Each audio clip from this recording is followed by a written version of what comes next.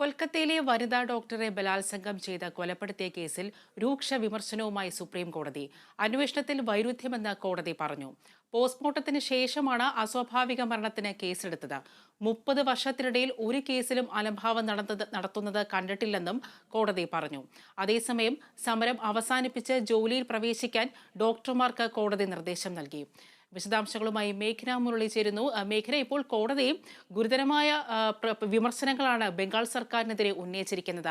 അതായത് മരണം സംഭവിച്ച 18 മണിക്കൂറുകൾക്ക് ശേഷമാണ് എഫ്ഐആർ രജിസ്റ്റർ ചെയ്തത്. പോസ്റ്റ്മോർട്ടത്തിന് ശേഷമാണ് കേസ് രജിസ്റ്റർ ചെയ്തത്. മാത്രമല്ല CBI കേസെടുക്കുന്നതിന് മുന്നേ തന്നെ തെളിവുകളെല്ലാം നശിപ്പിക്കപ്പെട്ടിരുന്നു. എന്തെല്ലാം കാര്യങ്ങളാണ് കേസുമായി ബന്ധപ്പെട്ട് കോടതി ഉന്നയിച്ച കാര്യങ്ങൾ? അനുപ്രിയ, സുപ്രീം കോടതി ഈ കേസ് പരിഗണിക്കുന്നത് അടുത്ത മാസം 5-ാം തീയതിയിലേക്ക് മാറ്റിയിട്ടുണ്ട്. പക്ഷേ ഉച്ചയ്ക്ക് മുന്നേ തന്നെ സുപ്രീം കോടതിയുടെ ഒരു വിലയിരുത്തൽ അല്ലെങ്കിൽ നിരീക്ഷണം എന്ന് പറയുന്നത് അത് ബംഗാൾ സർക്കാരിനെയും പോലീസിനെയും കൊൽക്കത്ത പോലീസിനെയും വലിയ തരത്തിൽ വിമർശിച്ചുകൊണ്ട് തന്നെയായിരുന്നു. കാരണം ഇതിൽ പ്രധാനമായും കൊൽക്കത്ത പോലീസിന്റെ ഭാഗത്തുനിന്ന് ഒരു വീഴ്ച ഉണ്ടായിട്ടുണ്ട് എന്നുള്ളത് തന്നെയാണ് സുപ്രീം കോടതിയും കണ്ടെത്തിയിരിക്കുന്നത്. അല്ലെങ്കിൽ സുപ്രീം കോടതി ആ രീതിക്കാണ് ഒരു വിമർശനം ഉന്നയിച്ചിരിക്കുന്നത്. അതിൽ പ്രധാനമായും പറയുന്നതും സുപ്രീം കോടതിയിൽ ഉത്തരവാദിത്തമുള്ള പോലീസുകാരെ കൊണ്ടുവരും അടുത്ത തവണയെങ്കിലും എന്ന് പറഞ്ഞാണ് ഈ ഒരു വിമർശനം സുപ്രീം കോടതി തുടങ്ങുകയുണ്ടായത്. അതിനുശേഷം ഇതിന്റെ ഓരോ ഘട്ടങ്ങളിലും പല ചോദ്യങ്ങളായി ഉന്നയിച്ചുകൊണ്ട് ഓരോ ഘട്ടങ്ങളിലും ഉണ്ടായിട്ടുള്ള വീഴ്ചകൾ സുപ്രീം കോടതി എണ്ണി പറഞ്ഞു. അതിൽ പ്രധാനപ്പെട്ട ഒരു കാര്യം എന്ന് പറയുന്നതും ഈ പെൺകുട്ടി യുവ ഡോക്ടർ സെമിനാർ ഹാളിൽ മരിച്ച നിലയിൽ കണ്ടെത്തുന്നത് രാവിലെ 10:10 പക്ഷേ അതിനുശേഷം ഒരു അസ്വാഭാവിക മരണത്തിന് കേസ് രജിസ്റ്റർ ചെയ്യുന്നത് രാത്രി 11:45 എന്നുള്ളതാണ് പ്രധാനമായും കോടതി വിലയിരുത്തിയത്. അതിനു മുന്നേ തന്നെ 6 മണി സമയത്ത് വൈകുന്നേരം 6 മണിക്ക് തന്നെ ഒരു പോസ്റ്റ്മോർട്ടം നടപടികൾ ആരംഭിച്ചിട്ടുണ്ട്. പക്ഷേ ഒരു പോസ്റ്റ്മോർട്ടം നടപടി ഉണ്ടാകണമെങ്കിൽ അതൊരു അസ്വാഭാവിക മരണമായിരിക്കണം. അത്തരത്തിൽ അസ്വാഭാവിക മരണം ആണെന്നറിഞ്ഞിട്ട് കൂടി ഒരു കേസ് രജിസ്റ്റർ ചെയ്യാൻ വേണ്ടി പോലീസ് തയ്യാറായിട്ടില്ലെന്ന് പറയുന്നു. അതിനുശേഷം 11:30 അസ്വാഭാവിക മരണത്തിന് കേസ് രജിസ്റ്റർ ചെയ്യുന്നു. അതിനുശേഷമാണ് FIR രേഖപ്പെടുത്തിയതെന്നും സുപ്രീം കോടതി വിലയിരുത്തുന്നു. അല്ലെങ്കിൽ അത്തരത്തിലുള്ള കണ്ടെത്തലുകൾ ഉണ്ടാകുന്നു. കൂടാതെ ഈ ക്രൈം സീനിൽ ഈ സെമിനാർ ഹാളിൽ സംഭവം നടന്ന സെമിനാർ ഹാളിൽ ഒരു കൃത്യമായിട്ടുള്ളൊരു തെളിവ് നശിപ്പിക്കാതിരിക്കാൻ അല്ലെങ്കിൽ തെളിവുകൾ സംരക്ഷിക്കപ്പെടുത്തേണ്ടതും പോലീസിന്റെ ഉത്തരവാദിത്തമാണ്. പക്ഷേ അവിടെ ഒരു പോലീസിനെ ഡ്യൂട്ടിയിൽ നിയോഗിക്കാൻ പോലും പോലീസ് ഉത്തരവാദിത്തം കാണിച്ചില്ല. അങ്ങനെ അവിടെ മറ്റാൾക്കാർ പ്രവേശിക്കുകയും അവിടുത്തെ തെളിവുകൾ നശിക്കുകയും ചെയ്തിട്ടുണ്ട്. കൂടാതെ മറ്റു രീതിയിലും ഈ ഒരു തെളിവുകൾ നശിപ്പിക്കാനുള്ള ഒരു സാധ്യതകളും ഒക്കെ പോലീസ് തേടിയിട്ടുണ്ട്. അത്തരത്തിലുള്ള ഒരു വീഴ്ചയാണ് ഇപ്പോഴും മറ്റു പ്രതികളെ പിടികൂടാതെ മുന്നോട്ട് പോകുന്നത് എന്നുള്ള കാര്യം കൂടി സുപ്രീം കോടതി നിരീക്ഷിക്കുന്നു. അങ്ങനെ പലതരത്തിലുള്ള ഒരു വിമർശനം അത് മുന്നേ ആദ്യഘട്ടത്തിൽ കോടതി കേസ് പരിഗണിച്ചപ്പോൾ പോലും വലിയ തരത്തിൽ വിമർശനം ഉണ്ടായിരുന്നു. അതിനുശേഷം വീണ്ടും ഇന്ന് രാവിലെ ഈ കോടതി പരിഗണിച്ചപ്പോഴാണ് അത്തരത്തിലുള്ള ഒരു വിമർശനം തന്നെ തന്റെ ഈ ഒരു കോടതി പോലീസിനെ അടക്കം വലിയ തരത്തിൽ അവരുടെ കൃത്യനിർവഹണത്തിൽ ഉണ്ടായിട്ടുള്ള വീഴ്ചയടക്കം എടുത്തു പറഞ്ഞുകൊണ്ട് മുന്നോട്ട് പോകുന്നത്. അത്തരത്തിൽ ഇനിയും ഈ പോലീസിനെതിരെ മറ്റ് വിമർശനങ്ങൾ ഉച്ചയ്ക്ക് ശേഷം പരിഗണിക്കുമെന്നുള്ളതാണ് അറിഞ്ഞത്. പക്ഷേ അത് സെപ്റ്റംബർ 5-ലേക്ക് മാറ്റുകയായിരുന്നു. അതുപോലെ തന്നെ മറ്റൊരു കാര്യം എന്ന് പറയുന്നത് ഇതിൽ CBIയുടെ ഒരു അന്വേഷണ പുരോഗതിയിലേക്ക് പോവുകയാണ്. അതിൽ ഇനിയും പ്രതികളെ കണ്ടെത്താനുണ്ടെങ്കിൽ കണ്ടെത്തുമെന്നും ഡോക്ടർമാർ ഈ സമരം അവസാനിപ്പിച്ച് ജോലിയിൽ പ്രവേശിക്കണമെന്നുള്ള കാര്യം കൂടി സുപ്രീം കോടതി പറയുകയാണ്. ഒരു സമിതിയെ നിയോഗിച്ചുകൊണ്ട് ഡോക്ടർമാർക്ക് ഗവൺമെന്റ് മെഡിക്കൽ കോളേജിലടക്കം എന്തൊക്കെയാണ് പ്രശ്നങ്ങൾ എന്നത് കൃത്യമായി അന്വേഷിച്ച് ഒരു സമിതിയെ നിയോഗിച്ച് അവരുടെ പ്രശ്നങ്ങൾ പരിഹരിക്കും. പക്ഷേ ഇങ്ങനെ ജോലി ചെയ്യാതെ സമരം തുടരുന്നത് ഒരു പൊതുഭരണത്തിൽ തന്നെ നിശ്ചലാവസ്ഥയിലാക്കുമെന്നും അതുകൊണ്ട് തിരികെ ജോലിയിൽ പ്രവേശിക്കണമെന്ന് ഡോക്ടർമാർക്ക് ഒരു നിർദ്ദേശം കൂടി സുപ്രീം കോടതി നൽകുന്നുണ്ട്.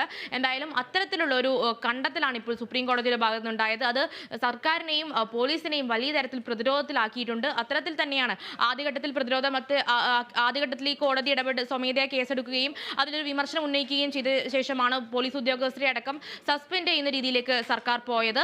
അതിനുശേഷം ഇന്ന് വീണ്ടും ഈ കേസ് പരിഗണിച്ചപ്പോഴാണ് വലിയ തരത്തിൽ ഉണ്ടായിട്ടുള്ള ഒരു വീഴ്ച ഈ ഒരു കേസ് രജിസ്റ്റർ ചെയ്യുന്നതിലടക്കം ഉണ്ടായിട്ടുള്ള വീഴ്ച സുപ്രീം കോടതി ചൂണ്ടിക്കാട്ടിയത്.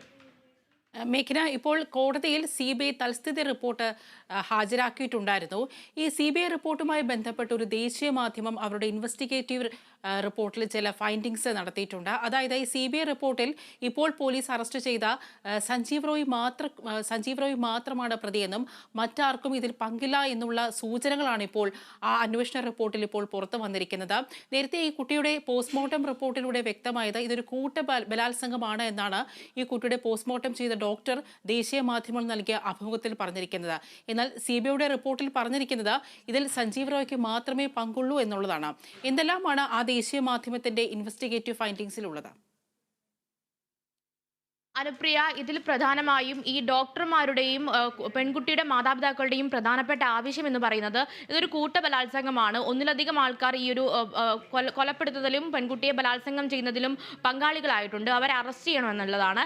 അത്തരത്തിലാണ് ആദ്യഘട്ടത്തിൽ പോസ്റ്റ്മോർട്ടം റിപ്പോർട്ടും അല്ലെങ്കിൽ പോസ്റ്റ്മോർട്ടം ചെയ്ത ഡോക്ടറുടെ ഒരു മാധ്യമങ്ങളോട് പ്രതികരിച്ചതടക്കം അങ്ങനെയായിരുന്നു. കാരണം അതിൽ പെൺകുട്ടിയുടെ സ്വകാര്യ ഭാഗത്ത് 150 മില്ലിഗ്രാമിലധികം സെമൻ ബീജമുണ്ടായിരുന്നു. അങ്ങനെ ബീജം ഉണ്ടാവണമെങ്കിൽ, ബീജത്തിന്റെ സാന്നിധ്യം ഉണ്ടാവണമെങ്കിൽ അതൊരു കൂട്ടബലാത്സംഗമായിരിക്കണമെന്ന് ഈ പോസ്റ്റ്മോർട്ടം റിപ്പോർട്ടിലും അല്ലെങ്കിൽ ഡോക്ടർ അടക്കം മാധ്യമങ്ങളോട് പ്രതികരിച്ചത് അങ്ങനെയായിരുന്നു. പക്ഷേ അതിന് വൈരുദ്ധ്യമായിട്ടാണ് ഇപ്പോൾ CBIയുടെ ഒരു അന്വേഷണ പുരോഗതി അല്ലെങ്കിൽ CBIയുടെ കണ്ടെത്തലുണ്ടാകുന്നത്. CBI അന്വേഷണ പുരോഗതി സംബന്ധിച്ച് കൊൽക്കത്ത ഹൈക്കോടതിയിൽ ഒരു റിപ്പോർട്ട് സമർപ്പിച്ചിട്ടുണ്ടായിരുന്നു. അതിലാണ് ഇതൊരു കൂട്ടബലാത്സംഗമല്ല എന്ന രീതിയിലുള്ള ഒരു സൂചന വരുന്നത്. അതായത് ഇതിൽ ഒരു പ്രതി മാത്രമാണുള്ളത്. അതിപ്പോൾ അറസ്റ്റിലായിട്ടുള്ള സഞ്ജയ് റോയാണ്, സിവിൽ വളണ്ടിയർ ആയിട്ടുള്ള വ്യക്തിയാണ്. അതിനപ്പുറത്തേക്ക് ആൾക്കാർ ഈ ഒരു കുറ്റകൃത്യത്തിൽ ഉൾപ്പെട്ടിട്ടില്ല എന്നുള്ളതാണ് ഒരു ദേശീയ മാധ്യമം റിപ്പോർട്ട് ചെയ്യുന്നത്. പക്ഷേ അത്തരത്തിൽ അതിന് ഔദ്യോഗികമായിട്ടുള്ള ഒരു ഇതുണ്ടായിട്ടില്ല. പക്ഷേ അത്തരത്തിലുള്ള ഒരു നിഗമനം, ഒരു കൂട്ടബലാത്സംഗം അല്ല എന്ന രീതിയിലുള്ള ഒരു നിഗമനമാണ് വരുന്നത്. പക്ഷേ പോസ്റ്റ്മോർട്ടം റിപ്പോർട്ട് അല്ലെങ്കിൽ പോസ്റ്റ്മോർട്ടം ചെയ്ത ഡോക്ടറുടെ മൊഴി ഇതിൽ നിന്ന് വ്യത്യസ്തമാണെന്ന് കൂടി ഓർക്കണം. കാരണം ഇതൊരു കൂട്ടബലാത്സംഗമാണ് എന്ന രീതിയിലായിരുന്നു ഡോക്ടറുടെ ഒരു മാധ്യമങ്ങളോടക്കം പ്രതികരിച്ചിട്ടുണ്ടായിരുന്നത്. പക്ഷേ ഇപ്പോൾ CBIയുടെ കണ്ടെത്തൽ എന്ന് പറയുന്നത് ഇതൊരു കൂട്ടബലാത്സംഗം അല്ല എന്ന രീതിയിലാണ്. മറ്റൊരു കാര്യം എന്ന് പറയുന്നത് ഇതിൽ പ്രിൻസിപ്പൽ ഈ ഒരു കേസ് ഒതുക്കി തീർക്കാൻ ശ്രമിച്ചു. കൂടാതെ ആത്മഹത്യയാണ് എന്ന് വരുത്തി തീർക്കാനും അങ്ങനെയാണ് കുടുംബത്തെ അറിയിച്ചിട്ടുണ്ടായിരുന്നത്. അത്തരം കാര്യങ്ങളൊക്കെ CBIയുടെ കണ്ടെത്തലായിട്ട് കോടതിയിൽ സമർപ്പിച്ച റിപ്പോർട്ടിലുണ്ട്. കൂടാതെ ഇതിൽ പോലീസിന്റെ വീഴ്ച, ആദ്യഘട്ടത്തിൽ പോലീസിനുണ്ടായിട്ടുള്ള വീഴ്ച, ക്രൈം സീനിൽ വരുത്തിയ മാറ്റങ്ങൾ, സെമിനാർ ഹാള് പൊളിച്ച് അറ്റകുറ്റപ്പണിക്ക് വേണ്ടി ദ്രുതഗതിയിൽ നടത്തിയിട്ടുള്ള കാര്യങ്ങൾ, അത്തരത്തിലുള്ള കാര്യങ്ങളും അത്തരത്തിലും കണ്ടെത്തലുകളും ഈ CBI കോടതിയിൽ സമർപ്പിച്ച റിപ്പോർട്ടിലുണ്ട്. കൊൽക്കത്തയിൽ യുവ ഡോക്ടറുടെ കൊലപാതകവുമായി ബന്ധപ്പെട്ട് സ്വമേധയാ സുപ്രീം കോടതി കേസിരുന്നു. അതിന്റെ വാദത്തിനിടയിൽ ബംഗാൾ സർക്കാരിനെതിരെ രൂക്ഷമായ വിമർശനമാണ് കോടതി ഉന്നയിച്ചത്. കൊലപാതകം നടന്ന് 18 മണിക്കൂറുകൾക്ക് ശേഷമാണ് FIR രജിസ്റ്റർ ചെയ്തത്. മാത്രമല്ല പോസ്റ്റ്മോർട്ടം നടപടികൾക്ക് ശേഷമാണ് കേസെടുത്തിരിക്കുന്നത്. CBI കേസെടുക്കുന്നതിന് മുന്നേ തന്നെ തെളിവുകളെല്ലാം നശിപ്പിക്കപ്പെട്ടിരുന്നു. വിശദാംശങ്ങളാണ് മേഘന നൽകിയത്.